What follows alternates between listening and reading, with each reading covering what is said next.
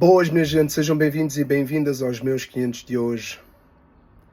Os nossos jovens não são vândalos. Os nossos jovens não são criminosos.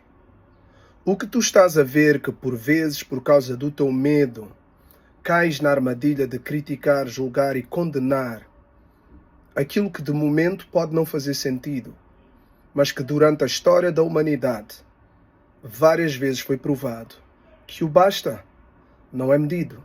O basta não é como a gente quer. O basta é o basta. Quando nós vemos os jovens a se comportarem com uma certa revolta, muitos de nós temos a tendência de os criticar e condenar, nos esquecendo que em todo o tempo, sempre que a humanidade existiu, foi a chama da vida, quando estava a sentir-se bloqueada, que implodiu, ok? Que tomou uma proporção bem maior do que aquilo que poderia ser evitado se nós realmente vivêssemos no mundo justo. Estes jovens, por mais que a gente não concorde, por muitas coisas que eles estejam a fazer que a gente não tenha a coragem, temos que entender que não é sobre a nossa coragem, não é sobre a nossa concordância, é sobre o futuro deles. Quem não tem pernas para andar, fique sentado. Quem não tem cu, não beba mel, dizia a minha avó. E se tu não tens a coragem de pôr a tua vida na linha da frente para lutares por aquilo que tu acreditas, a única pessoa que te pode condenar é Deus. Portanto, quem tem, que abençoes, que ores e que rezes. Porque aquilo que eles estão a lutar, a forma como estão a lutar, para ti, para aquele e para o outro, pode ser vida como demasiada. Mas demasiado não será os séculos de opressão que o nosso povo vive?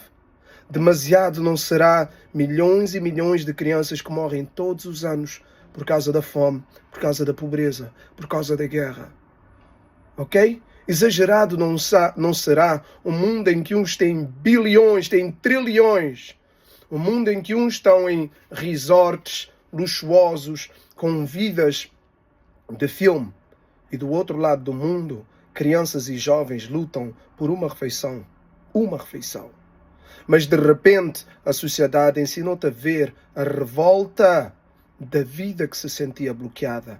A chama que está dentro daqueles que nasceram para lutar por aquilo que tu permitiste, aquilo que tu não tens coragem.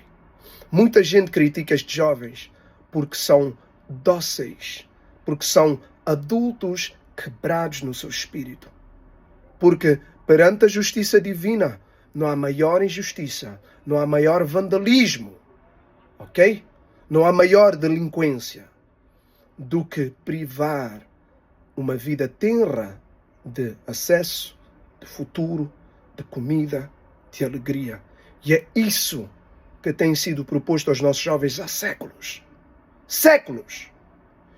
E muita gente, por causa do conforto que nós vivemos hoje, se confunde e pensa que o conforto que vivem hoje foi obtido de paz, de, então tudo bem, olha, bora fazer isto. Não.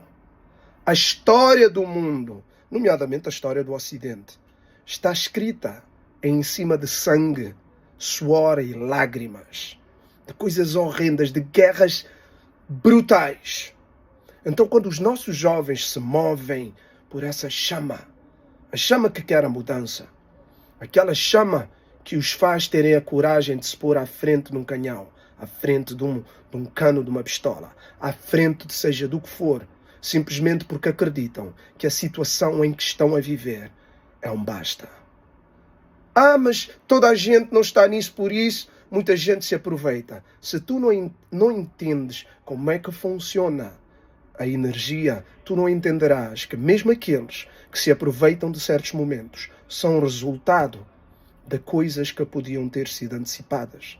Mas vivemos todos num conforto imaginário. Não é um conforto imaginário, num conforto montado, num conforto manipulado. Porque o conforto de uns de um lado que tem bilhões e tem vidas de estrelas, ok? Vem, não é? De outros que não têm sequer o comer.